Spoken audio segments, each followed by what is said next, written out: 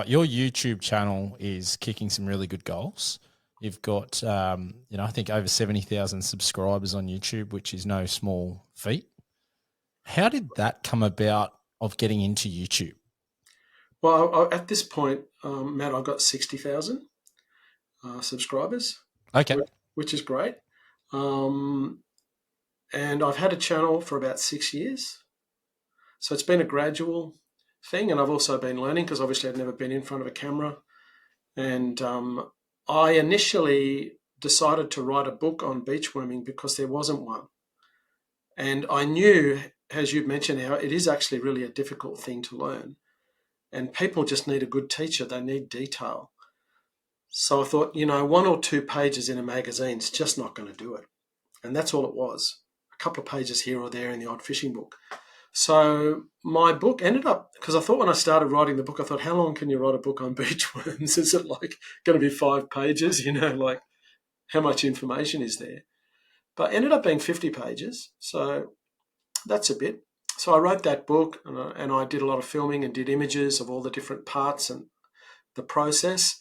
And then I employed a videographer and I made a 3-part video training series.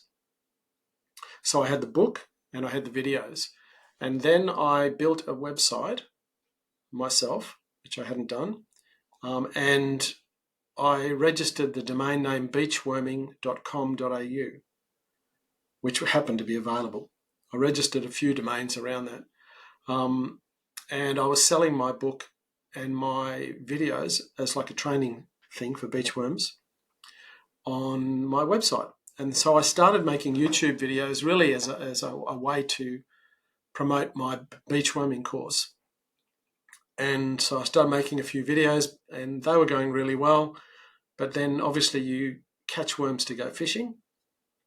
That's the goal. So then I started making a few beach fishing videos. And then it's sort of grown from there to the point now where, like, I was a bit sporadic with how often I made videos, but now I make one.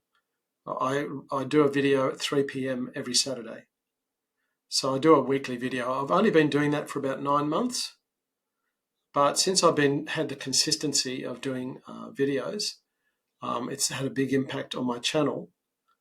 But probably my difference with the videos that I do is I'm really focused on teaching. It's not like I'm saying, watch me catch these fish. It's my whole purpose is I want to help you, the person who's watching. I want to be able to teach in a clear and simple way so that you can actually learn what I'm doing so that you can have fun and you can catch fish.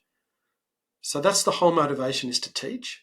So my videos are much more kind of focused around that, the actual teaching various things about fishing and explaining exactly why am I in a particular spot, what am I thinking, what's my strategy.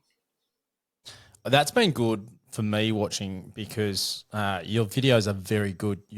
As a teacher, we refer it to like explicit instruction, and you're very good at giving a lot of details so that as a learner, you're sitting there watching and understanding the thought process of where you're doing what and why you're doing what you're doing, which is great because for a lot of people, they just get out there and they're just having a go. And that's something that I'm guilty of. I did it for fishing. I've done it for hunting. Get out there, have a crack, sort of try and put the puzzle pieces together as you go. But your videos for that, especially around beach fishing, I've really picked up a lot of things for my own beach fishing.